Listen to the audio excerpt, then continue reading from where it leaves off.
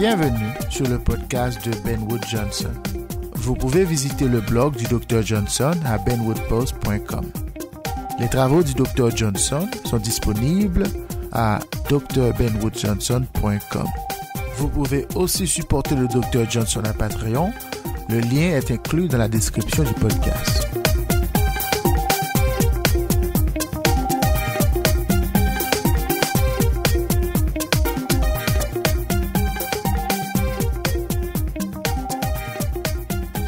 Bienvenue sur le podcast de Benwood Johnson.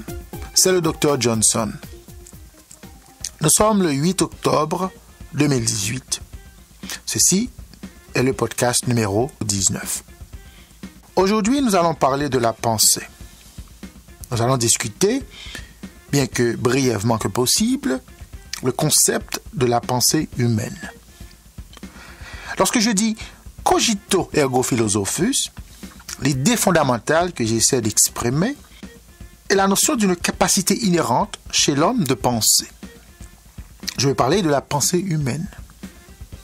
Et c'est quoi une pensée? Qu'est-ce que c'est que la pensée humaine? C'est une question très contestée, je dois l'admettre. Il n'y a pas de réponse définitive pour déceler ce sujet. Mais laissez-moi tenter ma chance ici. Il existe différentes approches concernant le concept, dont certaines sont de nature biologique. D'autres approches sont basées sur des compréhensions neurologiques, c'est-à-dire ce sont des réponses qui examinent la nomenclature du cerveau humain. Certaines approches traitent la réalité psychologique du cerveau.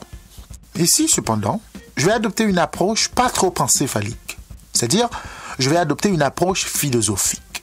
Mon argument ici s'étend sur la notion que le cerveau humain est plus puissant que la plupart des gens l'admettraient. Cet instrument, à la fois biologique et psychique, est plus puissant que la plupart des gens ne le réalisent. Ainsi donc, je dirais que la potentialité du cerveau humain est l'essence même de l'être humain. De la sorte, la prise de conscience est un aspect important de l'humanité. Dans ce podcast, je vais discuter cet aspect du débat. Alors, sans plus tarder, rentrons d'emblée dans le débat.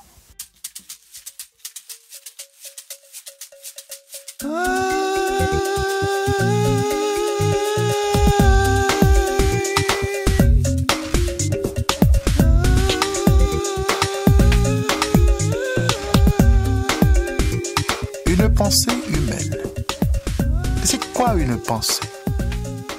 Je discute cette idée beaucoup plus en profondeur dans plusieurs autres travaux. Pour le moment, disons qu'une pensée est l'expression d'un réflexe mental. Une pensée est aussi simple que de reconnaître un événement autour de soi, je dirais. C'est aussi simple que de reconnaître une entité autour de soi. C'est un état de conscience tangible. C'est une façon de prendre conscience de sa présence dans son être ou de son état d'être dans la nature.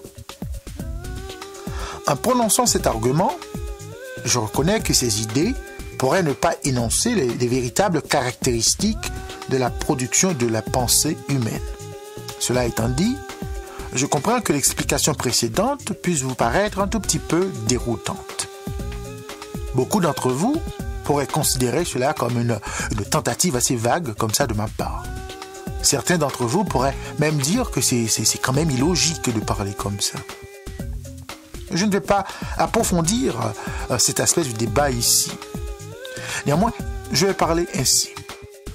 Une pensée est une conversation. La personne entretient une longue conversation avec lui-même. Mais est-ce tout ce qu'il y a dans la pensée? Je dirais que non. Le fait de penser ne limite pas à un simple état psychologique ou à un simple état physiologique. Il y a plus dans une pensée qu'une simple conversation. Quelque chose d'autre se passe dans la conscience. Mais qu'est-ce que cela pourrait être? Eh bien, c'est là que mon argument peut sembler être un tout petit peu incohérent pour certains d'entre vous. Je ne contesterai aucun désaccord sur ce que je viens de dire jusqu'à présent. L'acte de produire des pensées peut entraîner plus que cela. Il peut inclure un ensemble d'attributions dont beaucoup sont indépendantes à leur propre manière. Ici, nous pourrions définir l'acte de penser comme une capacité physique.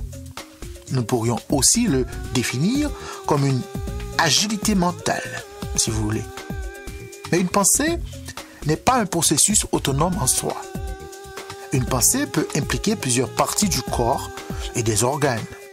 Cela peut inclure les yeux, le nez et d'autres parties sensorielles, à la fois à l'intérieur et à l'extérieur du corps humain. Une pensée, au moins consciemment, peut inclure le cerveau, qui peut, à son tour, servir de force catalytique pour propulser la conscience humaine. Globalement, je dirais, il y a plus de cela à travers une pensée. La notion de pensée humaine est beaucoup plus complexe que vous ne puissiez le comprendre. La pensée humaine ne se limite pas à ce que l'on sait. Mais par rapport au cogito, il existe un lien inextricable entre la production de la pensée, la philosophie et la survie de l'individu ou de l'être. Dans le prochain podcast, je vais développer davantage sur cette notion.